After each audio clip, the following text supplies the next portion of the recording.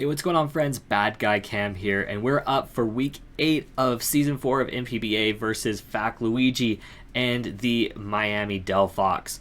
Fun fact, I actually have recorded this video once. As I was going through my team, I decided I wanted to change my team. So I figured it was easier to just make a brand new video, and here we go. The reason that I decided to switch up my team was because in last week's video, if you saw, we took a heavy L from Jode. But that's okay. At the time, I was thinking, I'm out of playoffs. 100%, the way that it was lined up, I wasn't going to be making playoffs. And so I was going to, have a little bit more fun with my sets and try to figure out, what are some cool ways I can use the Mons on my team. However, due to how things are working out right now in the league, there's going to be one person who's not going to be playing in the playoffs, but has a playoff spot. So there's actually one more spot open that I can still potentially get if I win my last 2 games of the season and get a good differential against the other teams who have the same record as me right now. That being said, we tried to put as much effort into this planning as possible so that we can, get 2 wins at the end of the season. It's going to be very tough, though. FackLuigi has a very tough team, and he's been having a very good season. I believe he's only lost once so far. And, he's got an absolutely amazing team. So let's talk about that. Let me pull it up so that I have it in front of me. Here we go. Dragapult, Corviknight, Infernape, Crocodile, Megapincer, Galarian Weezing, Milotic, Rotom Fan, Mesprit, Sneasel, and Bouffalant. Very, very scary team. Obviously, the Dragapult is a huge threat. He's got a lot of good potentially mixed attackers with the Dragapult and the Infernape. Megapincer with the Aerial ability can hit super, super hard. And then he's got some very potent physical threats as well with the Crocodile and I think I said everything else that I wanted to say. I don't think the Bouffalant comes, but I guess there's always a possibility. The Sneasel could actually make it, and to be honest, all 11 of his Mons are really good. Out of the 11 that he could potentially bring, I really could see any of them, but the 6 I think he's going to bring are the Dragapult, the Crocodile, Megapincer, Milotic, Corviknight, and Infernape. That Corviknight Milotic core is very, very scary, especially when you pair it with that Dragapult, the Crocodile, because of weaknesses and just how that all works. That's a really great core to be working with. So that being said, we had to kind of make some good prep there. And we're going to quickly go through this team. We are supposed to be battling here very shortly. Let me make sure that nothing's come up yet, and nothing has.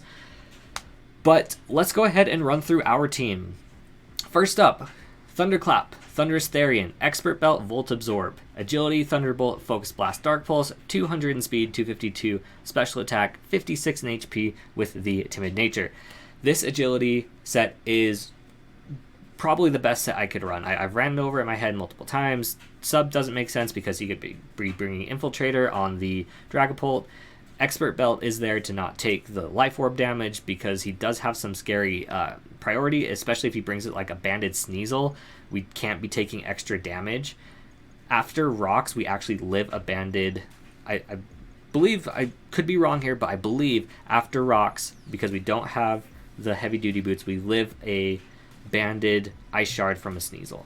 And that's kind of the biggest threat we're going to have with this agility set, because once we hit that agility, we're outspeeding everything. We're outspeeding a Choice Scarf or +1 Dragapult and anything else he wants to bring on his team. The only potential thing that he could bring is like an agility Megapincer. I really don't think that's coming. I think he really needs the coverage, and we resist the Aerial Quick Attack coming from the Megapincer. So even if he goes +2, that's not doing a lot of damage. But again, we really don't want to have to worry about taking that Life Orb damage and him potentially being able to pick us off. So that's the set. The 3 moves we're running, Thunderbolt, Focus Blast, Dark Pulse, hit his team across the board. I was trying to fit in Nasty Plot because I think Agility and Nasty Plot would just absolutely tear this team to shreds. The only problem is the Crocodile, and I needed the Focus Blast for the Crocodile. That's it for our Thunderous Therian set for this week. Okay, I know there was a little bit of a cut there. I had to go take care of something super quick, but we are just going to kick things off now with our second Mon, 007, the Inteleon. Our Kill Leader coming back for this week. We've only brought Inteleon 4 times, but every time Inteleon comes, it has done work. And this is actually one of the sets that in the previous video I had kind of decided I wanted to change. So we're running a Choice Scarf set with U-Turn, Hydro Pump, Scald, and Ice Beam. Previously, we were running like a Life Orb with Scale Shot, but I felt that the Choice Scarf was important for me to be able to run Modest and get the damage I need while outspeeding things like a non-Scarf Infernape. Those were kind of like the big things I was looking at, and in the end I decided that it made more sense. So we were running U-Turn, Hydro Pump, Scald, Ice Beam, 144 speed, 252 special attack, and 112 with the aforementioned Modest Nature. This is here, and it's going to outspeed everything Crook Scarf, that made no sense, Scarfed Crocodile and above, barring obviously the Dragapult, but we are outspeeding a non+1 or a non-choice Scarf Dragapult at this level, and that Modest is going to be able to let us to hit super hard with our Ice Beams. Hydro Pump and Scald are there. Hydro Pump, we might need it to pick up the KO on something. Scald is more reliable, can fish for burns on things like the Corviknight. So that's what we're going for with our Inteleon this week. Next up, we will be talking about Applejack, the Mudstale, with the leftovers, Stamina, Stealth Rock, Toxic Earthquake, Smackdown, 248 in HP, 228 in defense, 32 in special defense with the Impish Nature. This one thing you'll notice about his team, he's got a lot of levitating mons, so Earthquake really isn't the best move, but if you pair it with Smackdown, it actually does pretty well, because a lot of the mons that we can smack down are going to be taking a ton of damage. Namely the Rotom and the Corviknight. So that's just something to keep in mind. I also was like running the calcs because a rock type move versus a Mega Pinsir is going to be doing a lot of damage. A Smackdown is going to be doing over half, and a Rock Slide wasn't picking up the KO with a defensive Applejack, so I decided that Smackdown was by far and away the better move to go with. And like I said, we do get that 2-hit KO onto the Mega Pinsir. So nothing too crazy about Applejack. Like I said, it's here to kind of do those things, smack down stuff, hit things it can with Earthquake, but more importantly, like be there to spread Toxic and Stealth Rock. The Toxic is there. Hopefully, if we can get like the Milotic switching in for some reason, that would be absolutely perfect. But that's the risk we have to take.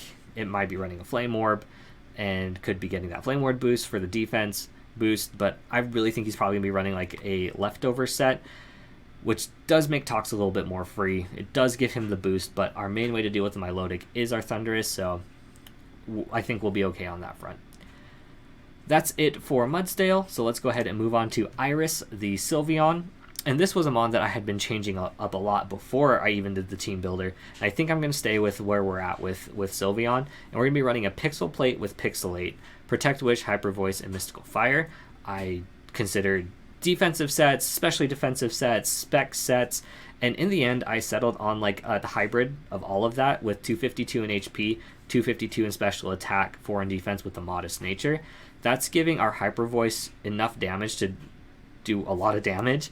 The Mystical Fire obviously is there to hit the Corviknight, and we're not going to be staying in on the Corviknight, but this Mystical Fire is doing just about half, and so what that does is it either forces him to roost, which lets me into something that can handle the Corviknight, or he has to go for an attack that I'm switching into, a mon that can handle the Corviknight, and then he has to either make that choice to try to go for the damage or to roost off, or maybe even go for a U-turn, you know? Like, it forces him to make the decision there.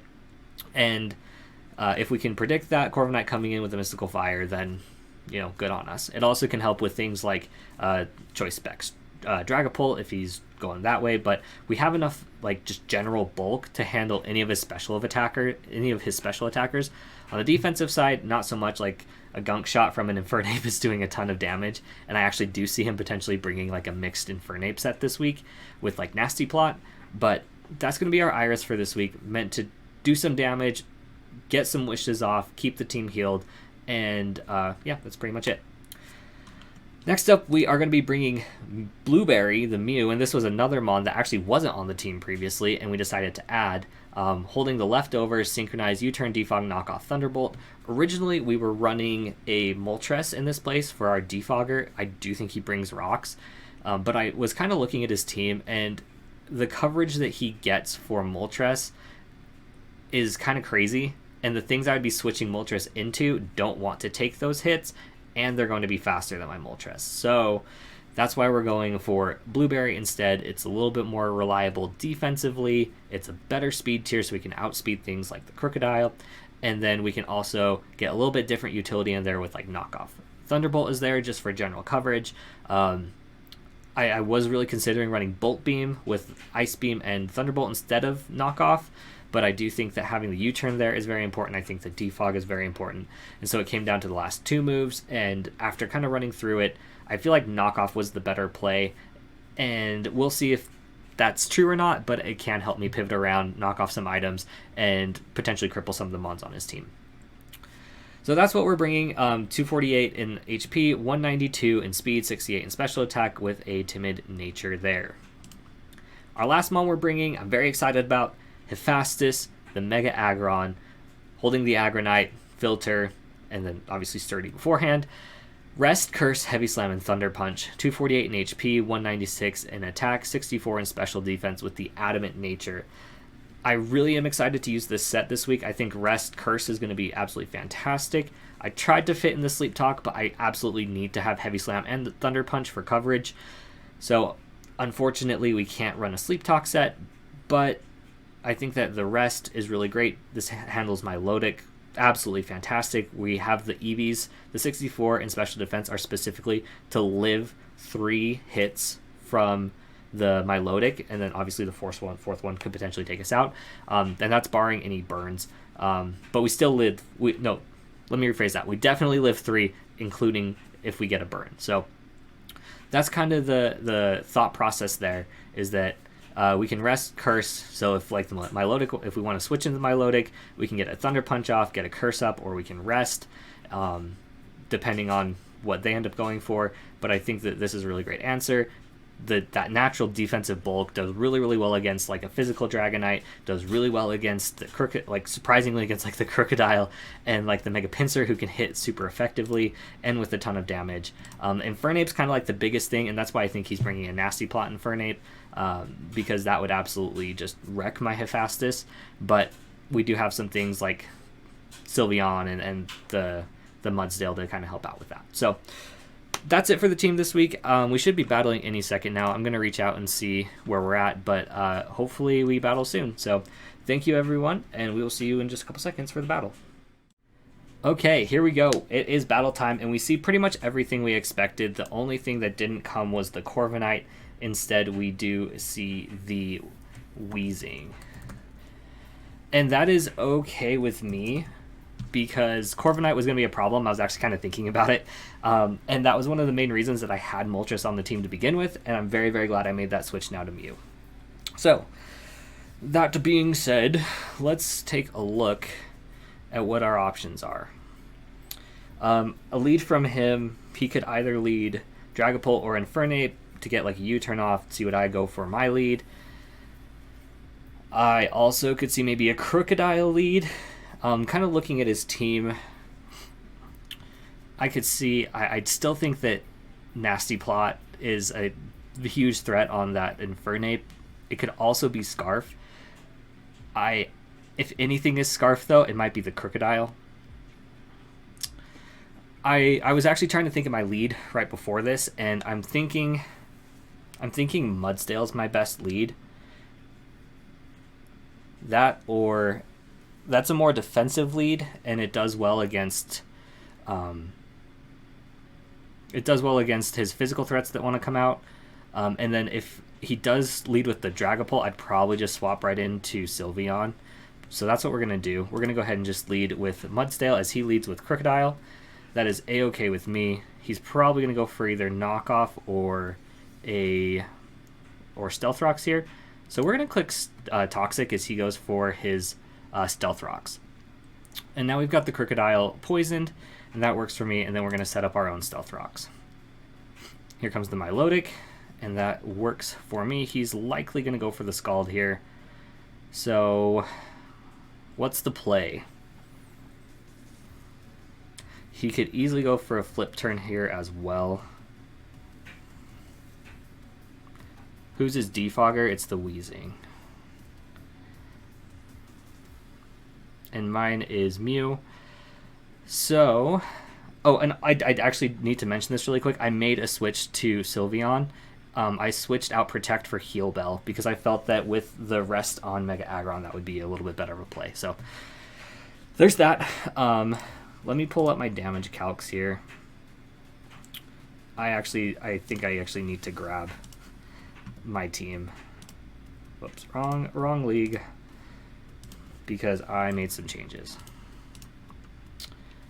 We're gonna clear our sets, refresh, and then get our new team in.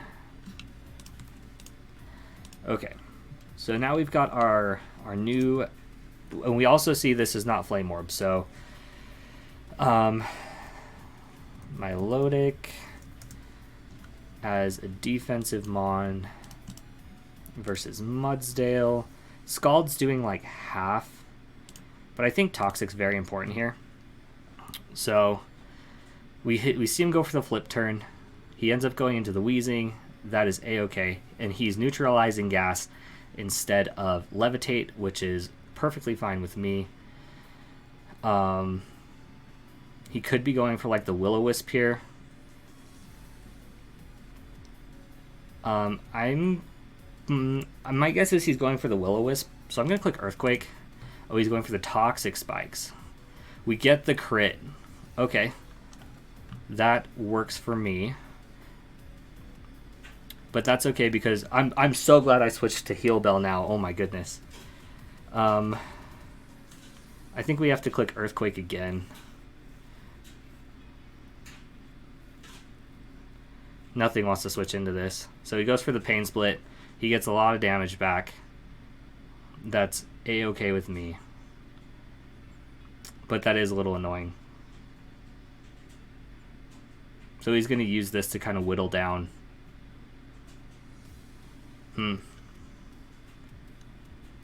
Interesting.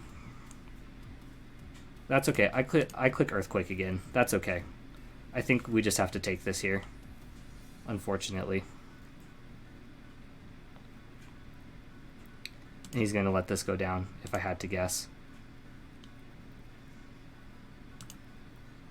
And there's the Pain Split, and we take out the Wheezing. Okay.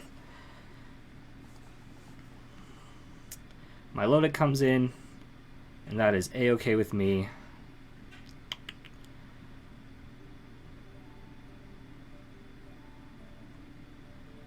Okay.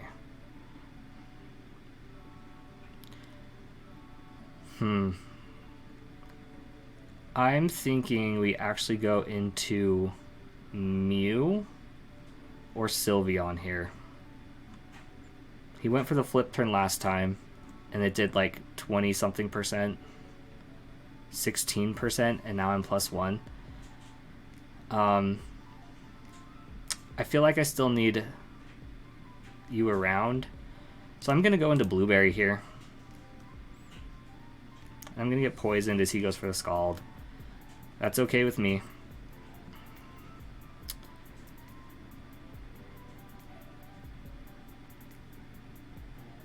And I do think I have to click Defog here. Defog makes a lot of sense. Yeah, I've got to click Defog. As he goes for the flip turn, and then probably goes into the Dragapult, I'm guessing. Maybe the Pinsir.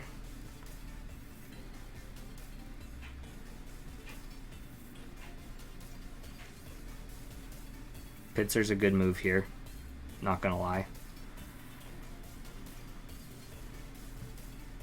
He does go into the Dragapult. Okay, that's fine with me. I go into Sylveon. I know he's gonna know that, and he's gonna click U-turn, but it's what we gotta do. Yep.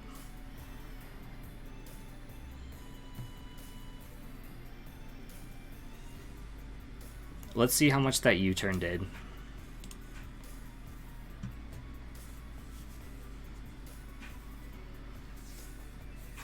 Okay, so he went very confidently into that Pinsir. I'm going to have to look at that, but let's start with Dragapult, now that we're starting to see some damage come through. And now if we get up rocks are up for good. So that's good that we kept Mudsdale around.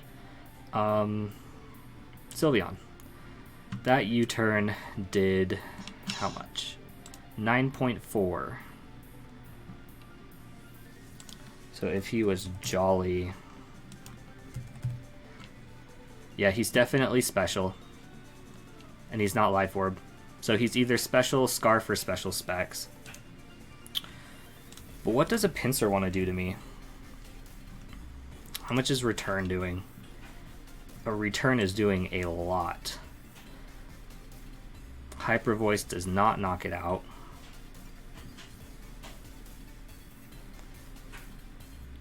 But we can't let him go for the Sword Stance here.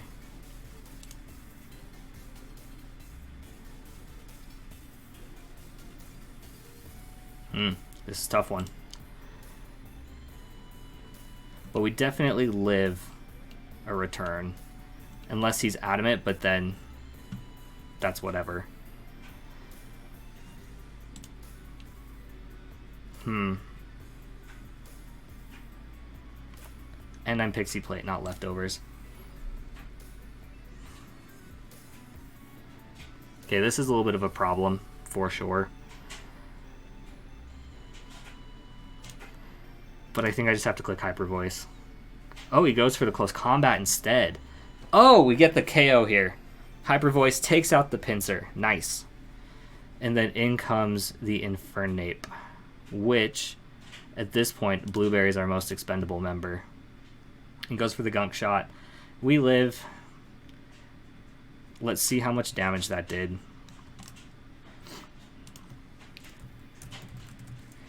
Infernape with the... Let's see, like, Nasty Plot damage first.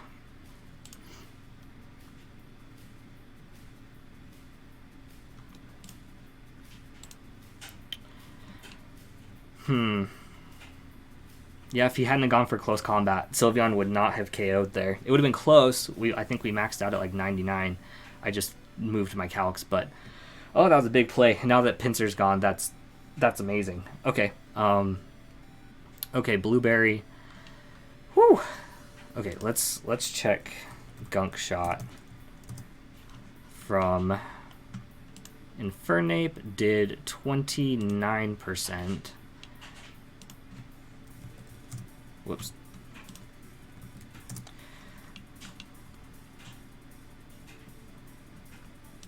$29, right? Versus Mew.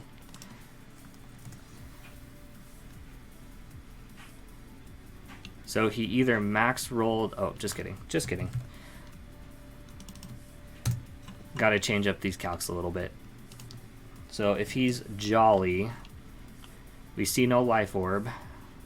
So he's probably max attack. Yeah, so he's not special.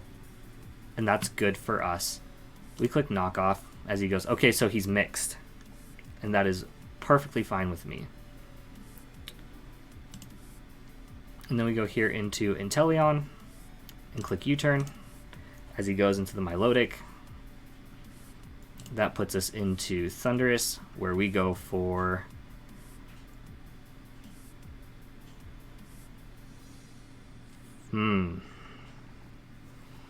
Because if he stays in, that's actually okay with me. I'm going to go for the Agility as he goes into the Dragapult.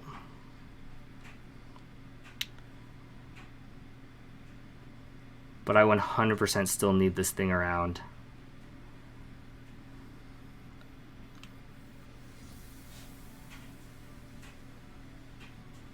To take care of the Milotic.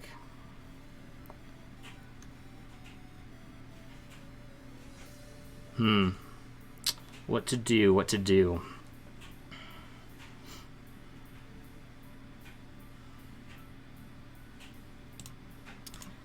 Okay, let's run some calcs really quick. So for the Thundurus Therian, Dragapult, Choice Specs Draco takes me out. Dark Pulse has a chance though, I'm going for it. Oh, he lives it and he goes for the Shadow Ball? Shadow Ball. And we live easy. Easy peasy. So we go for the Dark Pulse again. Take out the Dragapult. Thunderclap, putting in the work.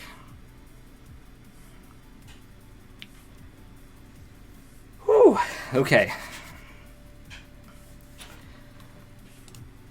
So that did 93%, right? Yeah, so that was a little bit of a low roll. He probably had some investment. He went for the Shadow Ball, though, which leads me to believe he probably didn't have Draco Meteor. The Shadow Ball did 55. So he was not. Okay. That's okay. We're going to go into Mudsdale here so that we keep this thing around for the Milotic.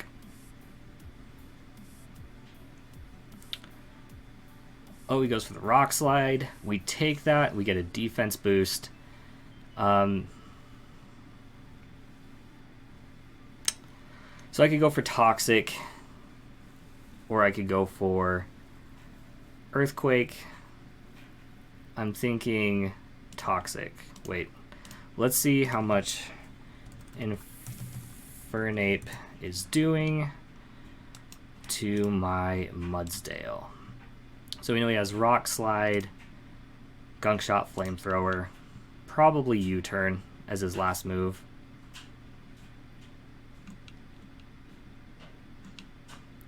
But if he has the Flamethrower,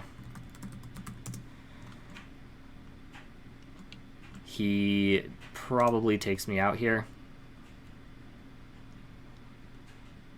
But what do I need? I need to click Toxic. Okay. So in comes the Milotic, take the Toxic. That is perfectly fine with me. And then I think this is where we let...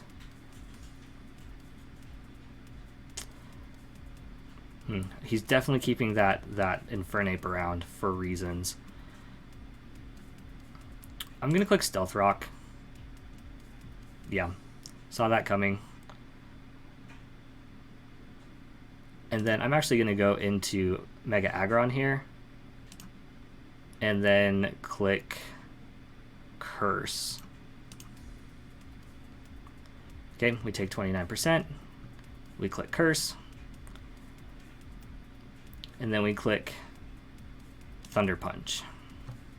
And if we get the Scald, so be it. And then this will take out the Milotic. Cool. And then, yeah, Inteleon should win from here. So Hephaestus gets the kill. Is there any way we can preserve this win anymore? I don't think so. He's going to go for the Flamethrower here. I'm going to go for the Heavy Slam. Yeah, that makes sense. And then Inteleon comes in here. And we click Scald twice. And then we get the Intimidate. And then we click Scald again. And that's GG's. Nice. So, whew, I feel like we played really, really well there. Come out with the 3-0 win. Our playoff hopes are still alive. And I am very, very excited about that. Yeah, that was a very tough team. I think a couple big plays here. The Sylveon staying in on the Pinsir, going for the Hyper Voice with the Pixie Plate with the kill was really big. Him going for the close combat instead of the return there was interesting. My guess is he probably thought I was going into the Mega Aggron to take it. But other than that, GG's to my opponent. Great job, FackLuigi. And we will see you next week, which could be the week that we make it into playoffs. So thank you all for watching, and we'll see you next time.